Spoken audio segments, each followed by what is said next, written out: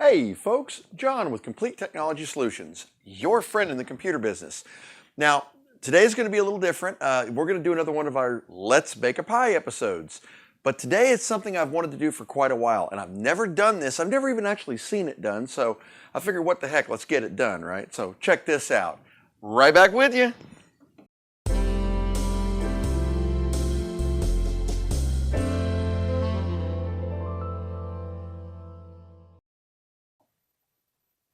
And here we go, guys. This is what we're working on today.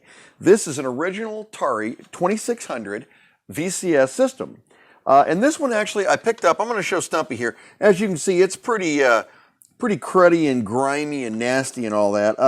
But there were no visible cracks or breaks in it. And frankly, I don't even know if it works, nor did I care for this particular conversion. The idea was, what I'd like to try to do, and like I said, I've never even cracked this thing open yet, so you and I are going to do this together. I want to go ahead and install one of the Raspberries in here. We're going to bake it in there, and then we're going to have every single Atari game ever made on top of all of the other games on this system. Ideally, I would like to keep it to where these buttons will probably be cosmetic. I mean, just basically overviewing this, I think I know what I'm going to do. But these buttons will probably be basically cosmetic, but I want to maintain this case so that way we can leave a cartridge slot in there. Just like that, it'll look like an actual Atari, although it'll have all the games in there. So I think what we're going to do, based on the condition of this thing, is I want to clean this up a little bit, guys. As you can see, it's pretty darn nasty. And it looks like this is mostly just dirt and grime from being stored. So we'll start this the old-fashioned way. And we'll just go with some good old-fashioned glass cleaner and some paper towels. Let's clean this thing up and see how she shines up a little bit here. And once again, all we're really using on this is the case itself. So once we get into the inside of this, I have no idea what we're going to find. Frankly, I'm a little excited to see. So, all right, give me 1 sec here. I'm going to get this cleaned up a bit, and then we will move on to the next step. Be right back. All right, so now as you can see, with a little bit of hard scrubbing, that's back to looking decent again. Now, as I was cleaning this, I was noticing a couple of interesting things, and hopefully Stumpy will pick this up clearly. This is the on-off switch for this, the color in black and white for selecting on TVs, the game select mode, and the game reset. Based on what I'm seeing on the back, the way these ports are cut, and we'll get to that in a second, I'm thinking I'm going to leave this cosmetic. It's going to look just like this. I mean, theoretically, I could wire to this switch, but it looks like I may have better options back here. So that's, once again, I haven't taken this apart yet. Who knows what I'm going to find when we get in there. But as you can see, and this is what I wanted to show Stumpy here, you've got all of the necessary ports here. It looks like, typically with a Raspberry, we're going to definitely want access to at least 2 USB ports, and that's if we do not put a wireless transmitter inside the case for one of the controllers. Primarily because once we seal this case up, there's no more access to it. So we're definitely going to need that. We're going to need 1 USB cable. We're going to need the power cable, and we're going to need the HDMI cable. And the way these are shaped, you can see this is a perfect rectangle. That screams HDMI. These are definitely perfect for USB because you can see, once again, those are cut squared and not that weird shape that the actual joystick controllers were. And that's a perfect place for a power switch. So I'm thinking that that may be what we're going to do. I tell you what, let's take the next phase. Let me grab a few things I think we're going to need, and we'll match it up, and let's see if I'm right about the size on these things. 1 second. Okay, so to accomplish the task, we're going to definitely need a few select items. Let's start with this HDMI cable because this is something I'm really curious about. As you can see, this is just protruding out of here barely. This is actually the channel select switch. This is what you would use if you were on an old RF frequency TV and you were switching between channel 2 and 3 to get a video signal. But as it turns out, and if you look at that, that is exactly the same size. Actually, it's a little bit bigger than an HDMI plug, which makes this a perfect plug for HDMI. As you can see, these two also, these are the joystick ports. This is actually one of our USB ports, and as you can see, once again, it's the perfect size. It's almost like when they built this thing, they thought, hey, we'll do something creative to make it easy to convert it. What a concept. The other thing I'm thinking is, here's our power. All right, same deal. Exact same size as one of the switches. Now, we have an extra switch port back here. Here's what I'm thinking. Why don't we wire our Raspberry to a switch? Now, I'm going to look at these internal switches and see if we can still use them.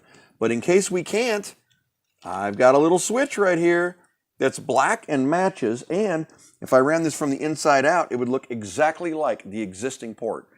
So let's crack this thing open and let's take a look at what's inside of it, shall we? Hang tight.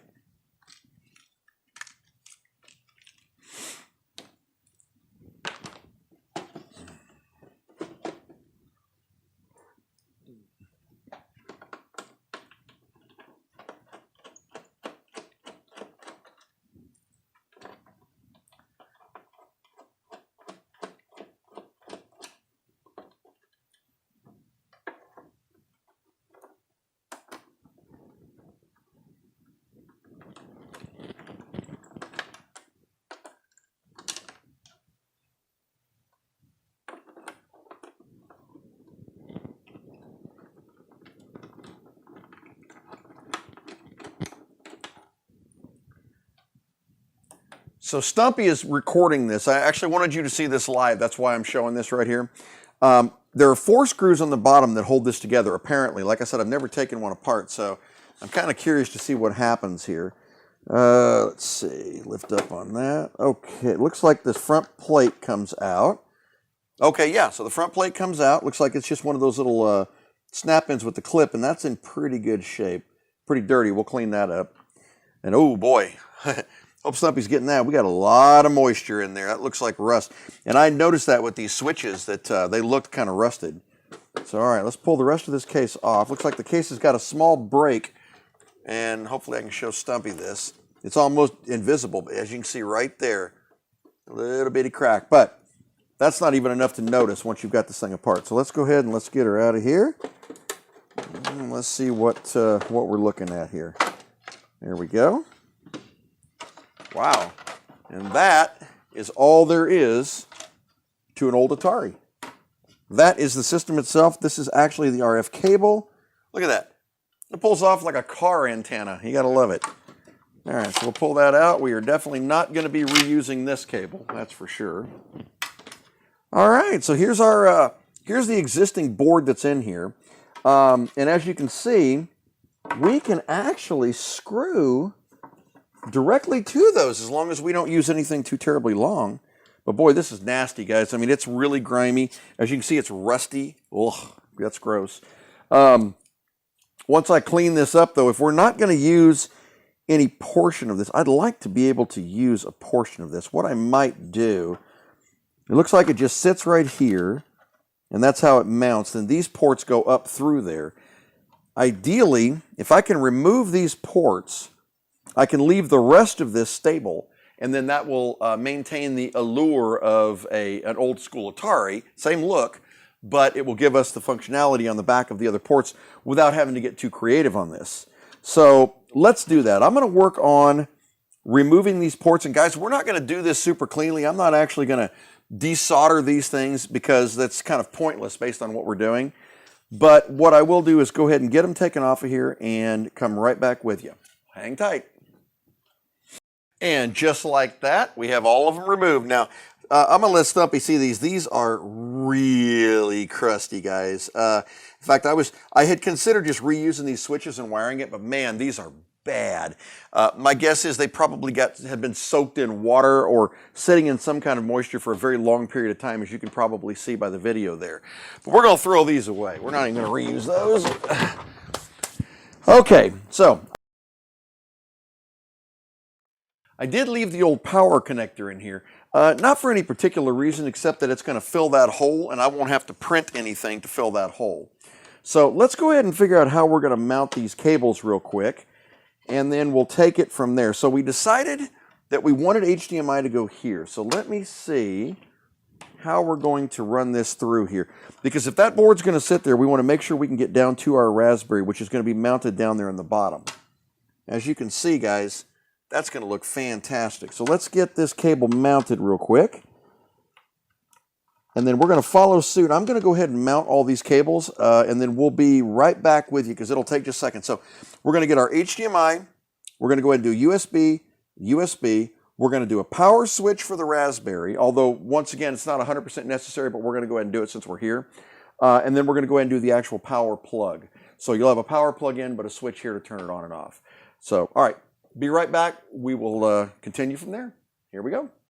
Okay, so we've got the top prepped. Now let me show Stumpy here kind of what I've got going, because I know that I didn't actually film that. I kind of wish I had, but I did run into a couple things I wanted to show you. So as you can see, we've got we got our HDMI cable over here, we got USB, power, and we've got our switch here. Now, the way this switch is going to work, it's kind of like the switch we did when we did the old arcade 1-up, which I'll link up here if you guys haven't seen it. It's actually a pretty cool video, or over here, or somewhere up here, I'll link it up.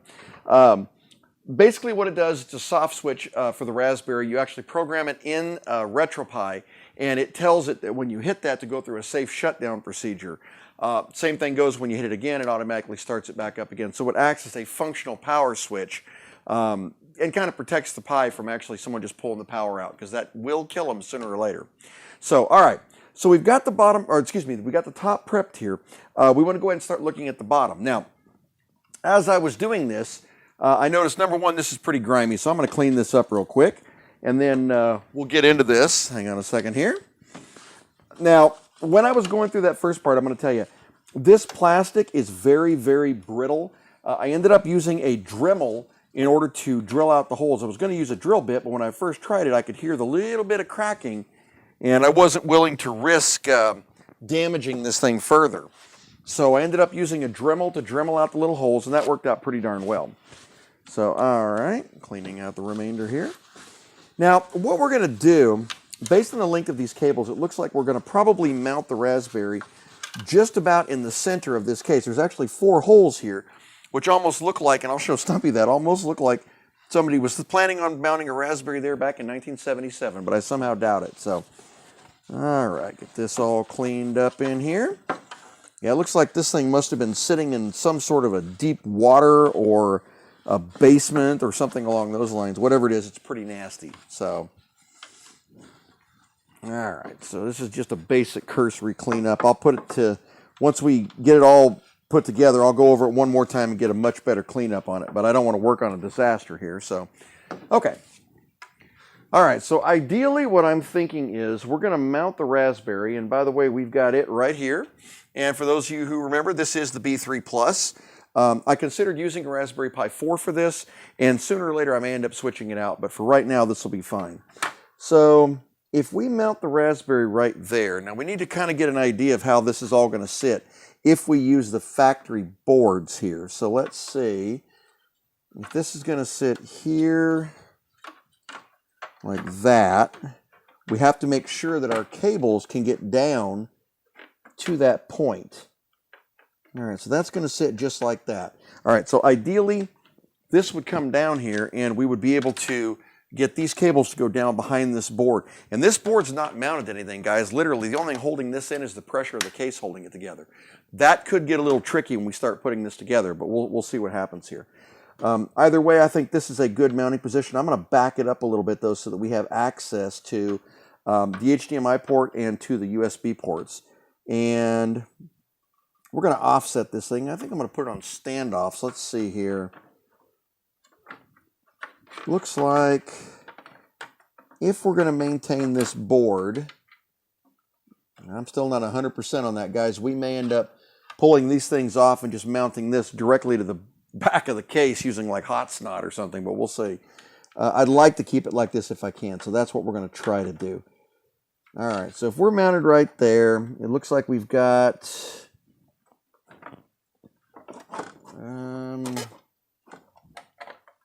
based on where that is,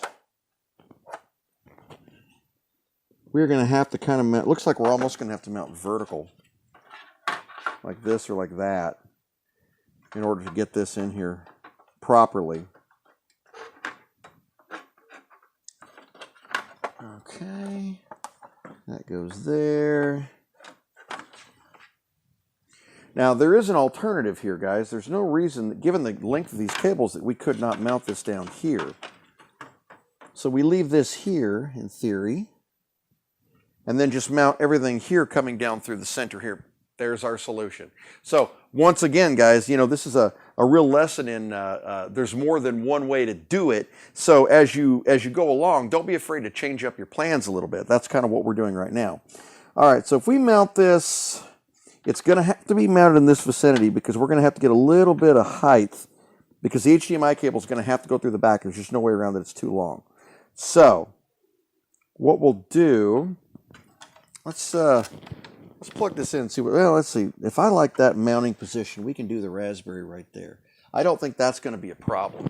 These cables should be plenty long when mounted to get, oh yeah, everyone can get right where we need to go. And I don't know if Stumpy can see that or not, but we've got enough cabling in here to where we can literally route multiple directions and probably get to everything. I might move it on down here because this HDMI, or excuse me, this USB seems to be a little longer than this one. So that'll be good, and the HDMI cable will go right there. Yeah, that's where we're going to mount, right there.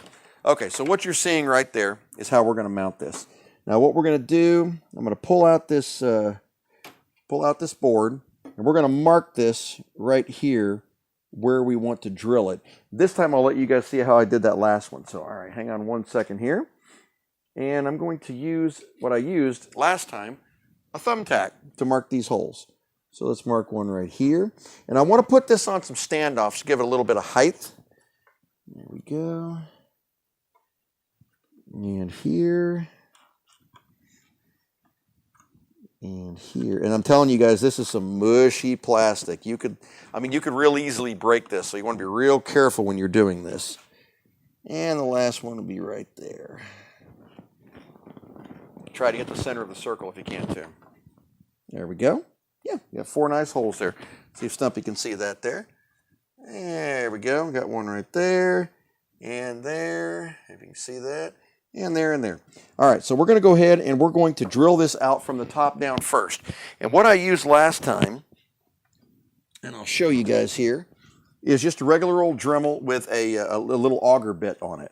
And the idea is we're going to go down and keep it on a slow speed, guys. You don't have to go super fast here. But stay right on your hole and go straight down. And let's see if I can get Stumpy focused in on what I'm doing here. I don't know if he's going to see this clearly or not, but we're going to try, guys.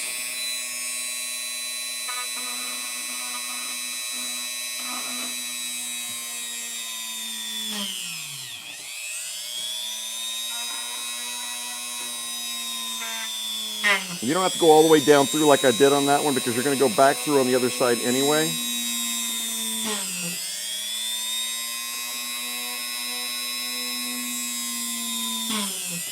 All right, so once you get this side drilled, you can go through the other side here and get a nice smooth hole all the way through. And you do want to go the full width of this bit because that'll be the screw that you're going down through with to support this, which in this case is going to be a standard standoff.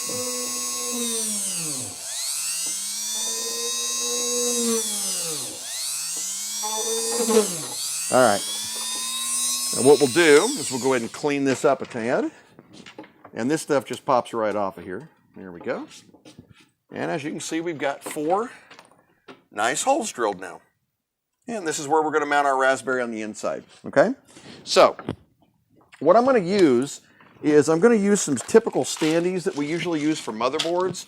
And the reason I'm going to do that is because I want to give this a little bit of lift off the board.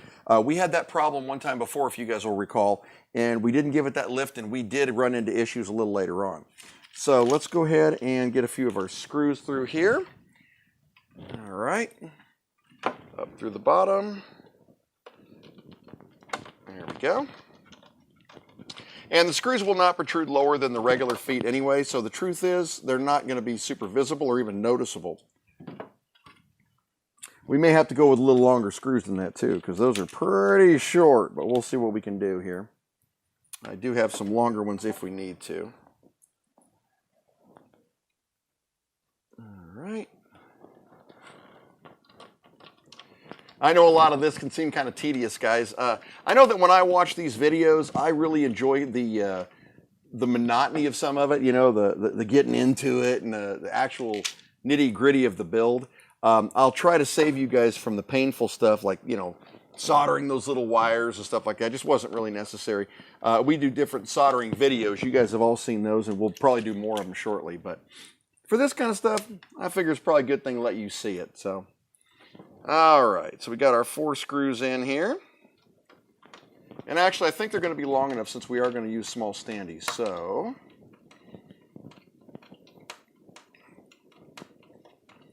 all right. So we got our screw all mounted up in there tight.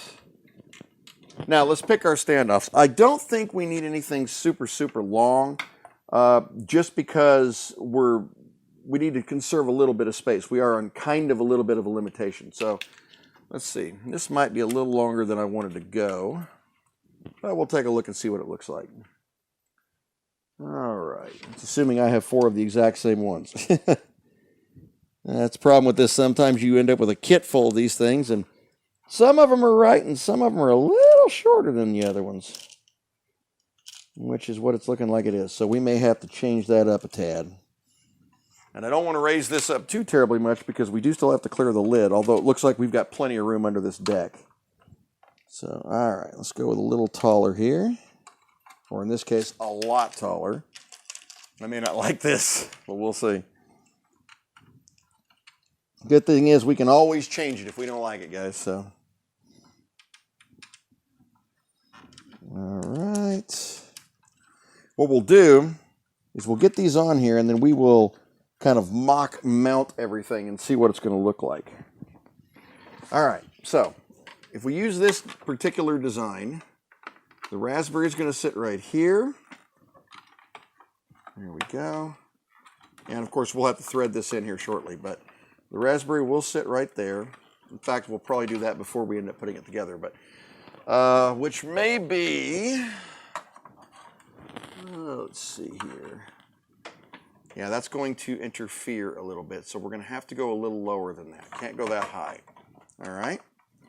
So once again, this is that trial and error thing we talked about. What I think we need is about half this height. So let me see, or even less, we can go lower. If I can find 4 smaller standees that we can use, and we'll go with those. Let's see, those are a little too short.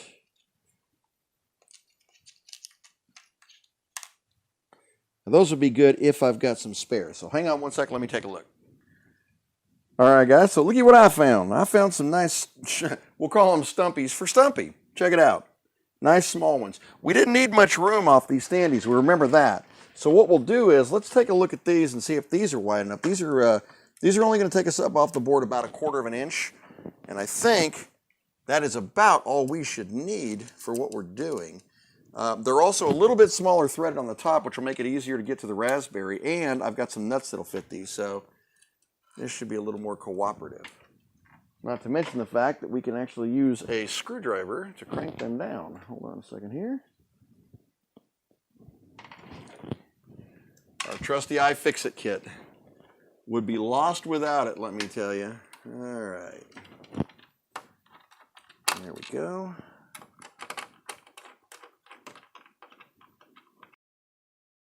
Sorry for the delay there, guys. Through no fault of his own, poor Stumpy's batteries died. So I'm charging Stumpy over there, and we're using what I like to call Temp-A-Stump, our temporary Stumpy right here for pictures. So hopefully this will look relatively clear here.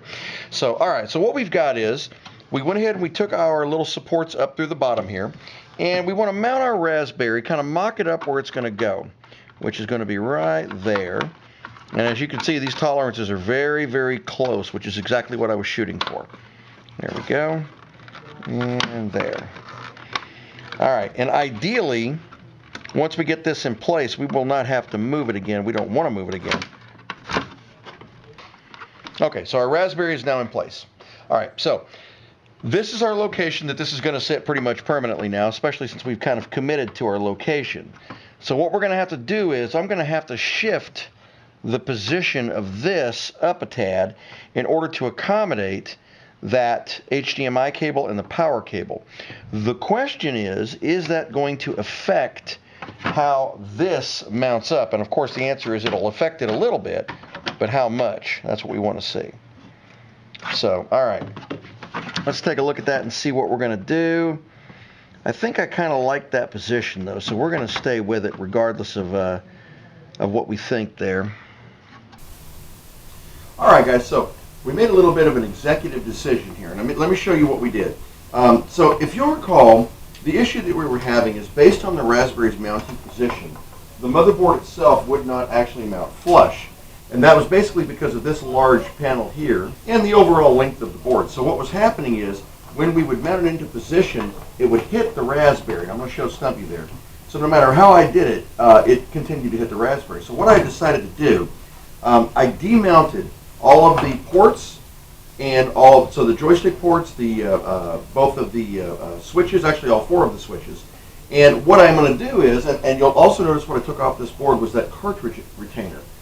So then I took the original panel back that we have for the Atari, as you can see.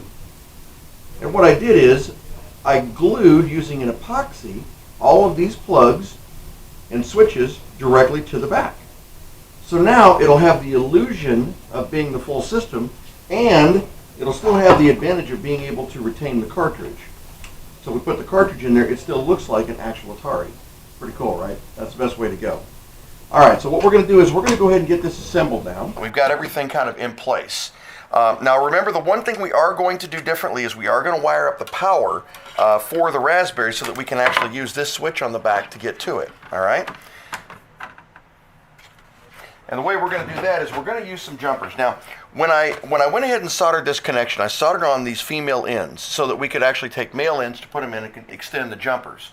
And I should, if you guys will remember, this is the box of the leftover jumper parts that we had from when we did the conversion on the Arcade 1-Up. So needless to say, I did have quite a few extra little wires here that we're going to be able to use. All right, what we're looking for is one of each of these.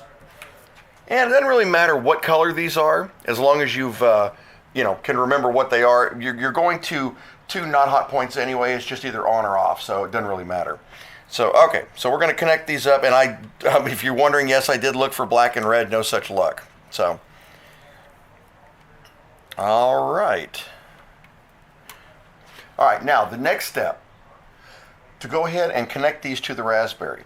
Now, what you want to remember, and you can actually do the pin count on this, 1, 2, 3, 4, 5, 6, but what I typically try to remember, and I'm going to try to show Stumpy this once again, if you're at the corner of the Raspberry where you've got your GPIO pins, okay, you're going to want to go to the third ones in, okay, so the third ones in, those are the two you're going to connect for that power source.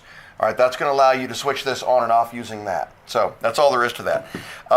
Beyond that, the next step is going to actually be to configure the Raspberry. Once we get into configuration of the Raspberry, then everything will work normally. So, but ironically, this is it. I mean, what you're seeing right now is the conversion for the Atari in a nutshell. All right. So most of the work, needless to say, was actually on the back of this. Now, what I'm going to do is we're going to mount this down here. And last night when I was doing that epoxy, I should have fixed that little crack. I'll address that a little later. All right, so as you can see, that closes down. And you've got to make sure, and I'm going to show Stumpy this, you have to maintain access to these two holes, because that is what this panel screws into. All right, so the whole thing kind of holds itself together, which is pretty darn cool. All right, there we go. Click that in place, and there we go. All right, so that's all in place now. So there we go. So let me go ahead, let's get these screws in real quick, and then we'll work on getting the Raspberry configured.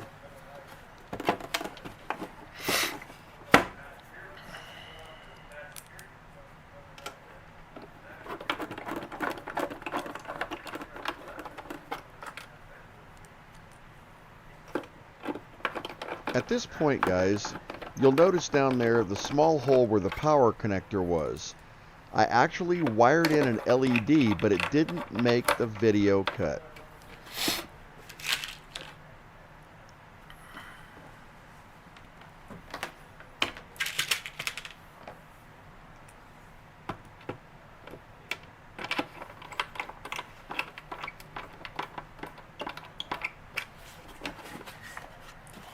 All right, so now we have a completed system. Check it out, guys. Show Stumpy here. And it's all nice in there. Now, these switches are actually epoxied in place, so they don't do anything except look good. That's all they're supposed to do. You look on the back here, nice and clean. And we got our ports on the back. So we've got our HDMI, our two USBs, our power input, and this will be our power switch right there. All right. Incidentally, the power switch is not 100% necessary to use. Theoretically, you could still wire a switch up externally on the plug, which is pretty common for these Raspberries, and then be able to switch it on and off outside externally. So the switch internal is not necessarily something you have to have, which is pretty cool. So, all right, well, I'm going to go ahead. I'm going to get geared up here. We're going to get the Raspberry turned on over here and get it configured. Hang tight. All right, so let's bring it up. Let's see what she does, shall we? Excuse that little audio cut out there. I had to cut the Stumpy's audio briefly while we swapped out the batteries on my wireless, but definitely the wireless is the way to go. All right. Now, incidentally, for those of you guys that are wondering, and I don't know if Stumpy's picking this up, this little lightning bolt up here in the top right means that we're not getting enough power to the Raspberry. That's because my bench supply is only a 2 amp charger, and typically you want at least a 2.5 amp for a 3B plus. So, yeah. All right, so here we go. So we're in the system right now. And okay, so now that we have the Raspberry up and running and we've got our image on it, let's go ahead and let's configure that power switch. This is a very simple thing to do, one line of editing, pretty easy. So we're going to hit F4 on the keyboard, and that's going to drop us down to the command prompt. Now, for those who don't know, Raspbian and Linux, it's built on top of each other. So all these commands are Linux, all right? So we need to edit one command. So we're going to do a sudo nano /boot/config.txt. Let's try that. There we go. Okay, so it's going to ask us if we want to edit this file. We definitely do want to edit the file. All right, what we're going to do is we're going to go down here and edit. We need to add a line of code here at the end. All right, and we're going to put a little extra space in there. Okay, and what you're going to type in is actually pretty simple, guys. So here we go.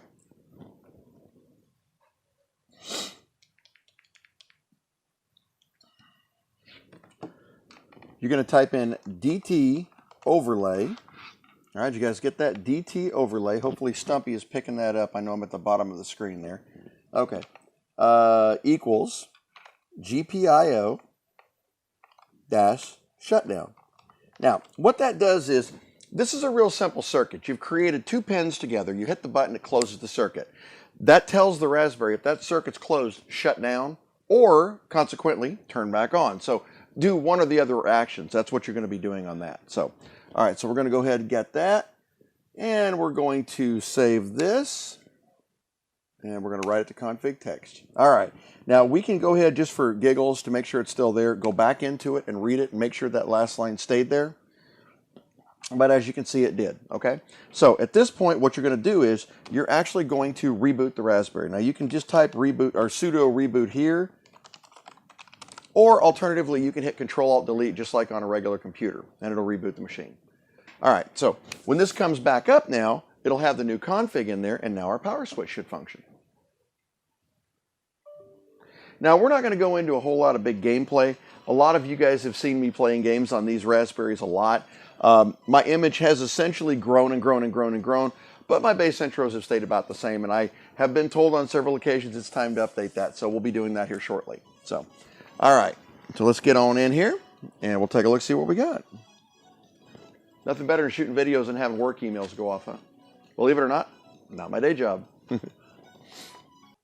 And actually, I'm about to write a whole new intro. I've been working on it now for quite a while with Photoshop and Video Editor, and it's getting pretty good. It's almost ready. I also have a new intro for my channel, which hopefully you guys will be seeing sooner than later. I had a couple of mixtures of videos, and my daughter is actually designing my actual new logo, which is pretty cool. I'm not even going to tell you guys about it yet. I'll talk about it when we see it. All right, so right now, everything is up and running normally. You know we should play some Atari games, but we probably won't right now. Okay, I said that. Maybe we'll play one. Let's play one Atari game. What do you think? Oh, let's go with... Crawl was always a good one. Gotta love that one. Let's go with Pac-Man. What do you think? Now, for those of you who don't remember Pac-Man from the old days, this is the Pac-Man where the guy actually goes donk, donk, donk, donk. It's actually kind of funny. And I'll bring up the volume a little here, so hopefully you guys will be able to hear that clearly. Now, They do make retro-style game controllers, and to give you an example, like this, that are USB on the end, so you can actually plug it in to have that full Atari experience if you really want to. For me, I kind of like to have it all in one place, that way I don't have to mess with it, so there we go. Oh man, anybody spend days playing? Okay, I did that on purpose. Yeah. Okay, so we've established that I'm terrible at Pac-Man. Well, at least on this. I used to be a whole lot better, I promise.